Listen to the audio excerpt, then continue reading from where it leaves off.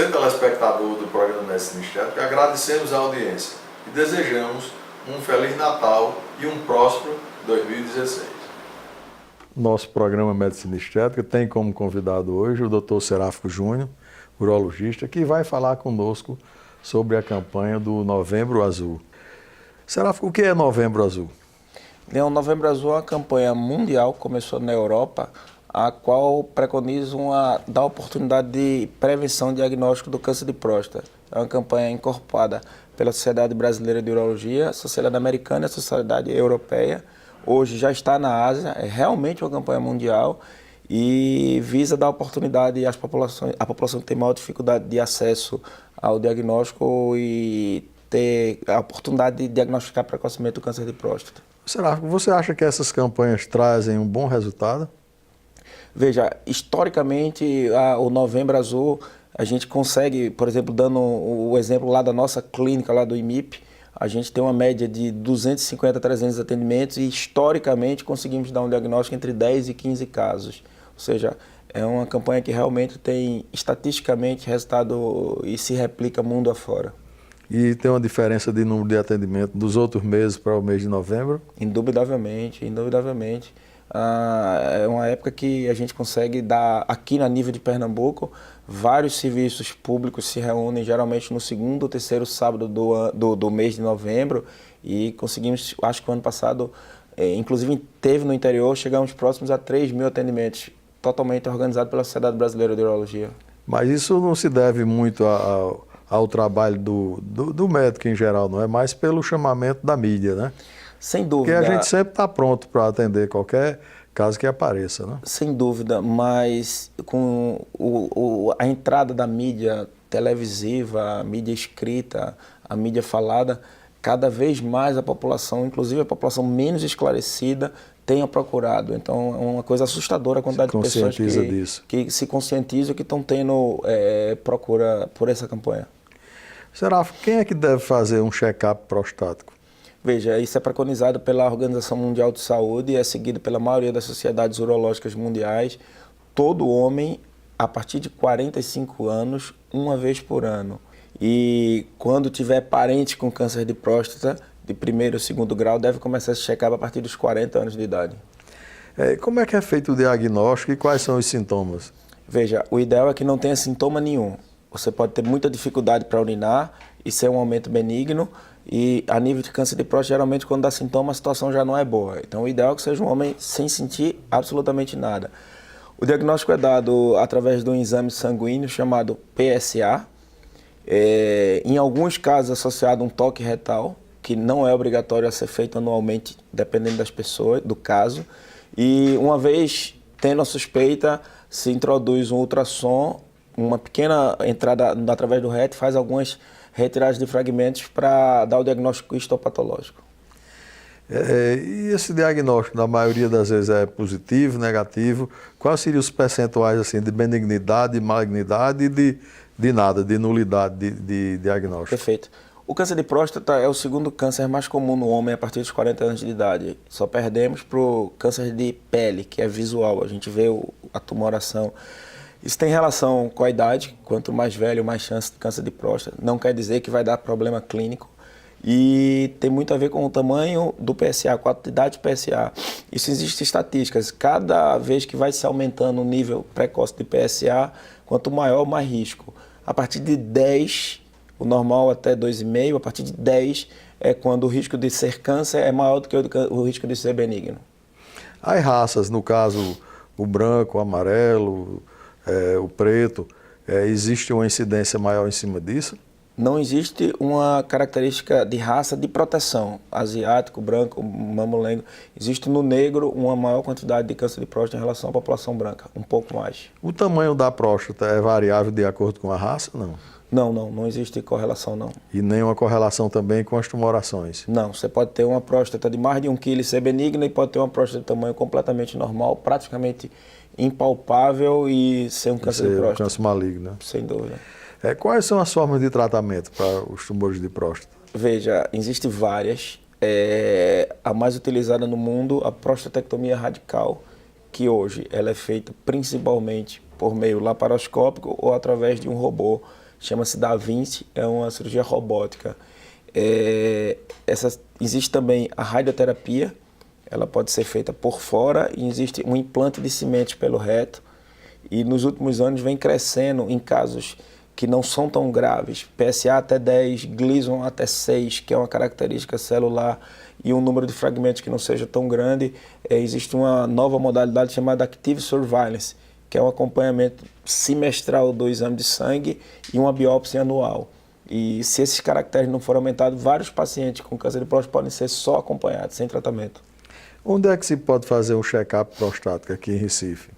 Veja, a nível de clínica privada, existem vários.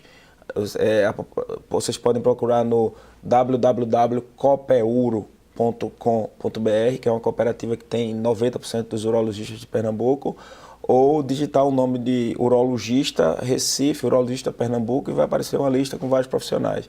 A nível público, segundo ou terceiro sábado do mês de novembro, existe o Novembro Azul, que está sendo amplamente divulgado, e praticamente todos os hospitais universitários associados ao IMIP, que é uma fundação, tem serviço de urologia 100% SUS. E se alguém quiser lhe procurar para ser atendido na sua clínica particular, onde é que você atende? O nome da clínica chama Clinur, Clínica Urológica do Recife, tem no Google, se colocar, ou no Hospital Santa Joana, e para a população a nível de SUS no IMIP. Nós do programa Medicina Estética, Seráfica, agradecemos a sua participação e pedimos ao nosso telespectador que não saia daí, que logo mais estaremos de volta com outro bloco de Medicina Estética.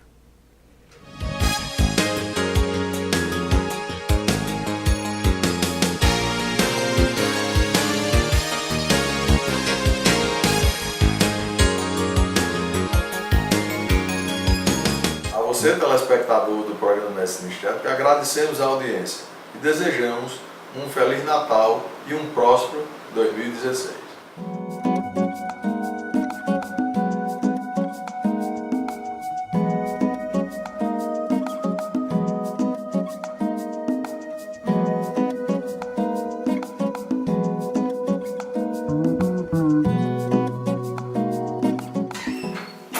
Olá, Beto, tudo bom? Tudo bem, doutor Léo. Vamos entrar, sentar um pouquinho. Olá, Beto, tudo bom? Tudo bem, tudo O bem. que é que você deseja, Beto? Eu quero ajeitar o meu nariz, assim, porque não sou satisfeita com esse nariz. Seu nariz funciona bem? Funciona. Inspira direitinho? Inspira, tem um olfato maravilhoso, mas Só a parte estética. É a parte estética, assim, eu acho que me deixa muito insegura. Mas Sua a saúde é minha- perfeita? Perfeita. Não tenho alergia. Toma medicação nada, não tem alergia a remédio nenhum. Já se operou alguma vez? Só cesariana. Foi com anestesia geral ou foi peridural? Foi peridural. Peridural. Há quanto tempo? 21 anos. Mais de uma? Foram duas. Duas cesáreas. Não, foi um parto normal e um cesáreo. Cesáreas. O que é que você não gosta do seu nariz? Aqui na frente, assim, esse osso, né? E isso aqui. Assim, as asinhas eu acho até legal, não acho que é tão escandalosa, nem o... É mais o a miolo do narina. nariz. Isso aqui, essa E ele parte é um aqui. pouco desviado também, tá assim, né? Não, isso aí eu nem sabia. Pronto, é isso. Então é isso aqui, tá entendendo? Então dá uma, sei lá, uma alinhada e uma afinada aqui. E parece que quando a gente vai amadurecendo mais, ele não para de crescer, né? Então, cada Vamos vez dar uma mais- examinada, que eu quero dar uma olhada nele por dentro, para ver se tem algum desvio, alguma coisa, e a Certo. gente possa mexer no sentido de melhorar a função dele. Ok. Ok? Vamos lá dar uma olhada. Pode ser. Betânia, vamos dar uma olhada aqui por dentro para ver se a coisa está funcionando direito. Viu? Nada. Tá tudo bom. Tem um pincezinho aqui, né? Vai ficar bonito, que vai chamar a atenção do sensor. Não vi nenhum desvio, não. Aqui tem uma calosidade aqui que a gente chama de giba. Essa ponta aqui são as alares, eu vou trabalhar ela e provavelmente vou fechar um pouquinho a asa. Ele é muito aberto, entendeu? Vou aproveitar a sua cirurgia e botar um pouquinho de gordura nesses dois sulcos. Eles são bem marcados, além do nariz, vou fazer isso também. Tá tudo beleza. Vamos para lá para pedir os exames. Betânia, agora vamos pedir os seus exames. O exame que eu fiz ali no seu nariz mostrou que realmente você não tem desvio profundo nenhum, é só na parte óssea superficial e que a gente vai poder corrigir isso tranquilamente na cirurgia. Vou pedir os exames de sangue, pedir exame de coração, e estando tudo bem, a gente já pode marcar a sua cirurgia. Você vai levar para fazer e quando estiver pronto, aí você traz eles aqui de volta. O exame de coração. Esse outro exame aqui são os exames de hematológico de sangue. Estando tudo pronto, aí você traz de volta aqui e a gente vai e marca a sua cirurgia. Tá joia, então. Muito obrigada. Por Viu? nada.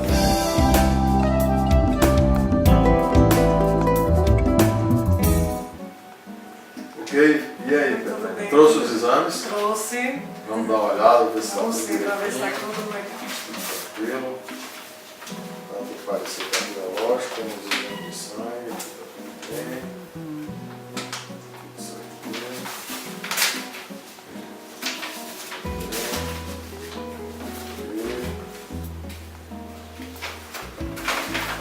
O doutor cardiologista está dizendo que está tudo em paz. Ai, que bom, graças a Deus. Está apta para fazer esse dia. Alguma dúvida? Eu tenho algumas dúvidas.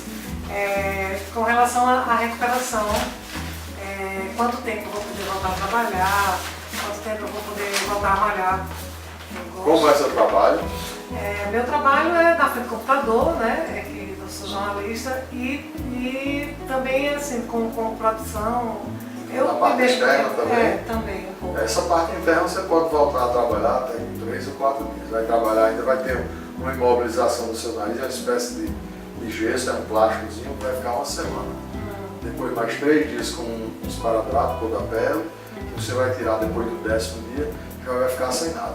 Normalmente, 90% dos casos não fica nem muito roxo o olho, mas às vezes acontece, é muito alvo, pode acontecer de ficar um pouquinho, até o olho ficar vermelho, mas não acontece isso na maioria dos casos. E para voltar a malhar, assim, para fazer minhas atividades Em físicas? torno de uns 15 dias você volta às suas atividades físicas, desde que seja na academia. O Sim, sol na academia. são 60 dias se você se expor diretamente ao sol. Certo. Sua cirurgia será com anestesia geral, Bom, parece que vai ter uma duração mais ou menos de torno de uns 30, 40 minutos e logo depois você vai ficar acordada, podendo ter alta umas 3 ou 4 horas, logo depois que acabar a cirurgia. Eu já volto para casa. Já volta para casa. Muito bom. Não tem dor nenhuma, você vai ficar respirando pelo nariz, não tem nenhum tampão, para obstrução das narinas. Agora essa respiração não será uma respiração normal, devido ao edema que fica na parte interna, o canal de passagem do ar, ele fica um pouco diminuído. E vai ficar como se você tivesse um pouco gripado. Tá certo. Não tem dor nenhuma e vai ser tranquila a sua recuperação, pode ter certeza. Eu vou esperar maravilhosa. Vai, do jeito que você sempre sonhou. Ai, que bom. Tá bom? Tá jóia, então. Tá tudo certo, você vai passar ali fora com a minha secretária e vai marcar o dia da sua cirurgia. Então tá bom. E o nosso próximo encontro agora será no hospital. Que ótimo. Até logo. Muito obrigada. Um abraço, por nada.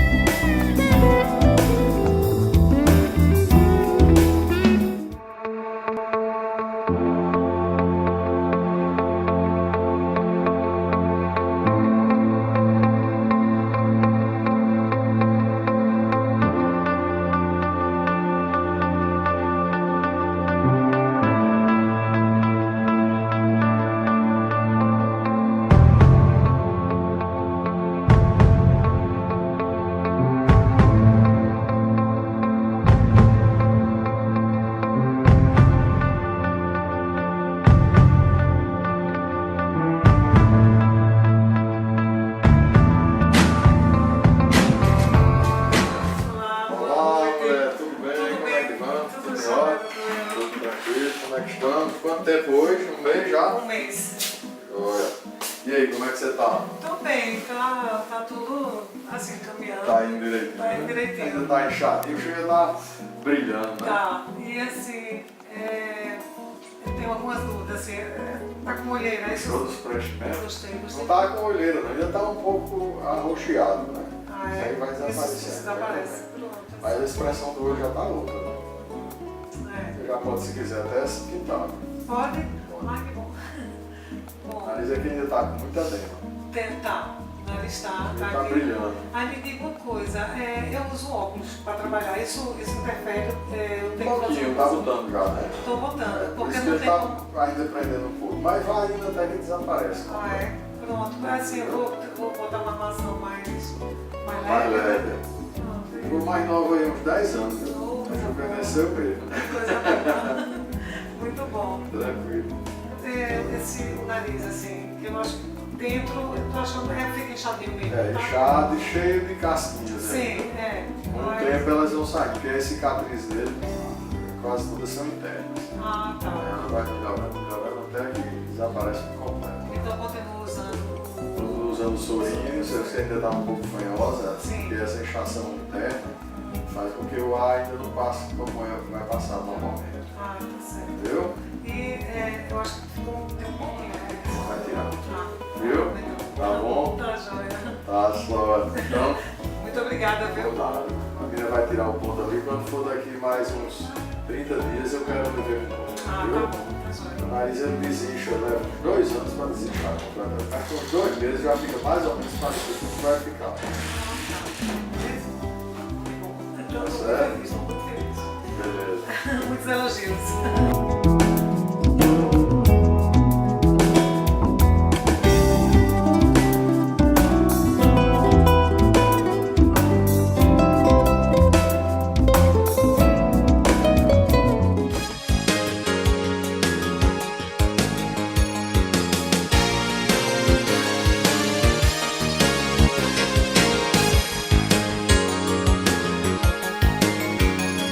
A você, telespectador do programa Medicina Estética, agradecemos a audiência e desejamos um Feliz Natal e um próspero 2016.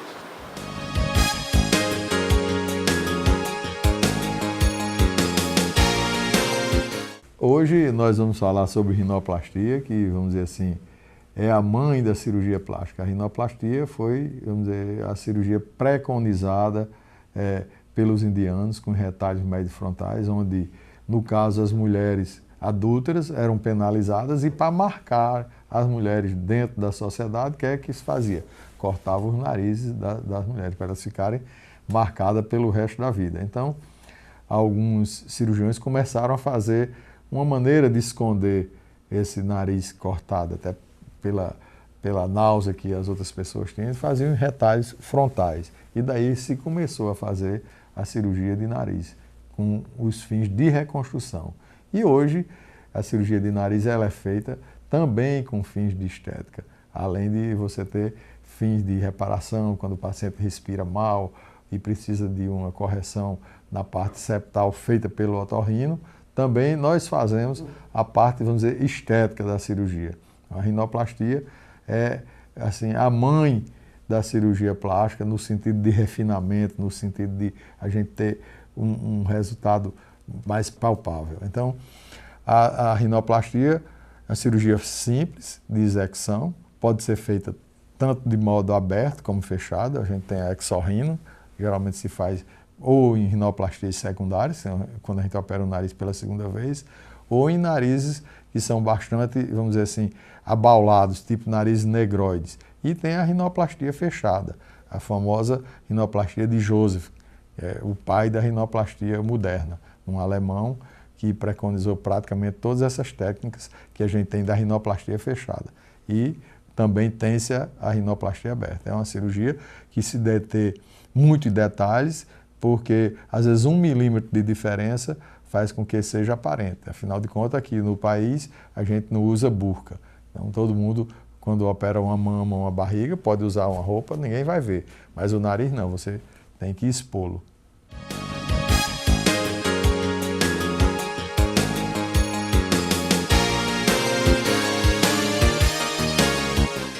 Joaquim, depende muito da atividade que você exerça. Se você for um surfista que vai ter que ir para o sol, na faixa de uns 2 meses, em torno de 60 dias, para voltar às atividades normais. Mas se você trabalhar em ambiente fechado, até mesmo com o público, 10, 12 dias é um tempo bastante suficiente para que você possa voltar às suas atividades normais.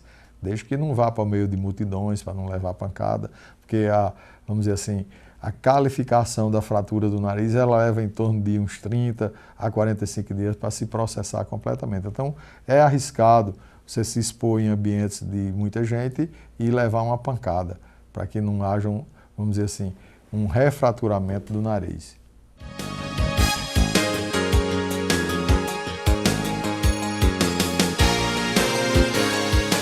Fátima, a plástica de nariz é feita em crianças só quando tem fins reparadores. Nós operamos, às vezes, pacientes portadores de uma doença chamada fissura labial, que compromete tanto o lábio como o nariz, e essa cirurgia ela pode ser feita com o paciente até 3, 4 meses de idade, onde a gente já começa a trabalhar isso. Mas com fins estéticos, o ideal é que se faça na faixa de 13, 14 anos em diante, porque é a época que o crescimento ósseo já tem se desenvolvido e também o crescimento da parte cartilaginosa. Então, em torno de 13 a 14 anos com fins estéticos.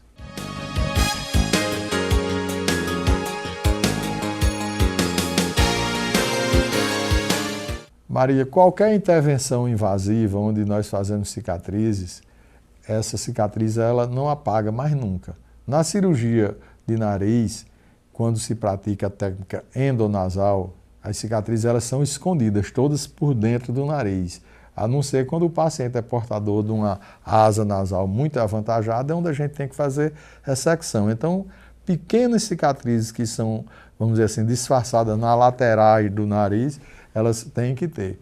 Ou quando o paciente faz um exorrino, onde tem uma cicatriz na parte inferior da columela, que também é praticamente inaparente. Você vai notar se chegar muito junto ou olhar de baixo para cima o paciente. Então, eu diria que a rinoplastia é uma cirurgia de, vamos dizer assim, em termos de cicatriz, é excelente resultado, porque são praticamente imperceptíveis.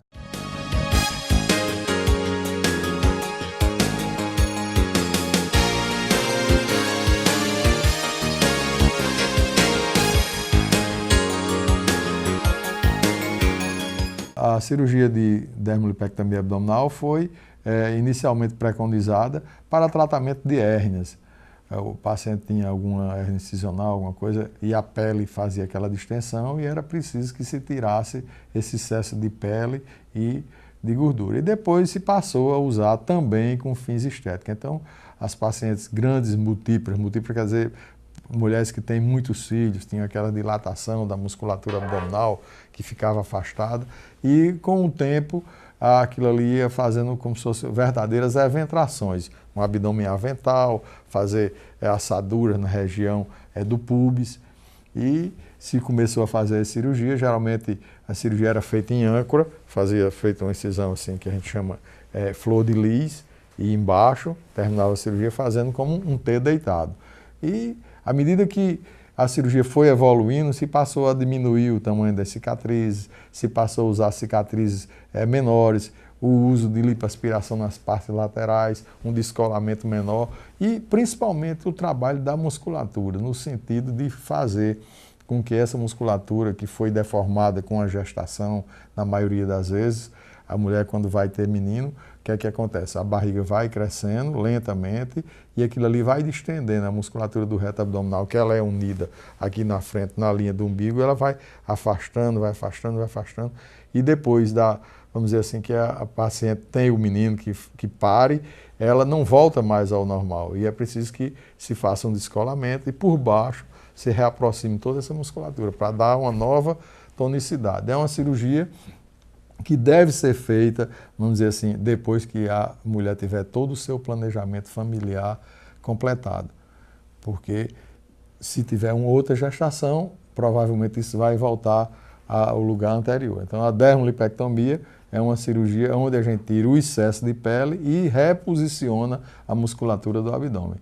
É indicado em qualquer mulher que depois da gestação deseja ter o abdômen de volta. Essas cicatrizes hoje são pequenas e se usa muito lipoaspiração para tirar os excessos das gorduras laterais e também, às vezes, na gordura da região supraumbilical.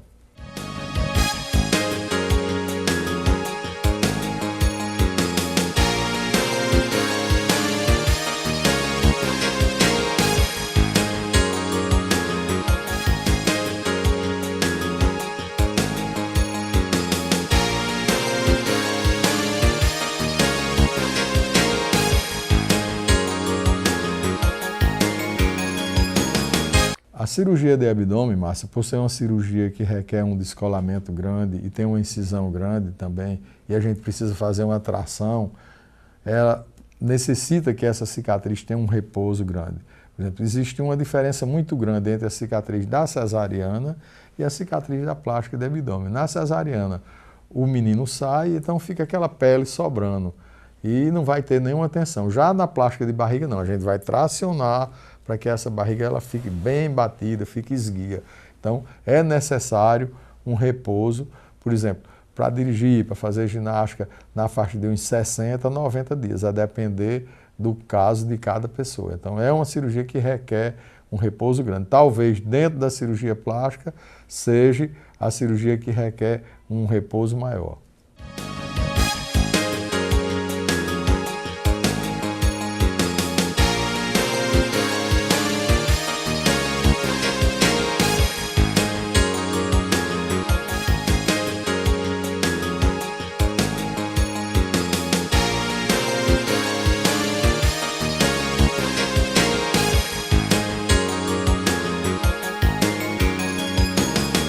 Janaína, eu diria que não só após, para manter, mas também antes de fazer a cirurgia. Porque quanto mais magra você operar uma paciente, obviamente você vai ter um resultado melhor, porque vai ter menos tecido, vamos dizer assim, dermo gorduroso, para que atrapalhe a sua modelagem desse novo abdômen. Então, é importante que você perca peso antes, para fazer num peso ideal, e que esse peso seja mantido. Porque se a paciente depois engorda, o que é que vai acontecer? A cicatriz, ela não tem elasticidade. Vai funcionar como se fosse um cinturão. Se você engorda 7, 8 quilos depois da cirurgia, você vai ficar com um verdadeiro cinturão no lugar da cicatriz, porque a gordura vai abaular em cima e abaixo da cicatriz.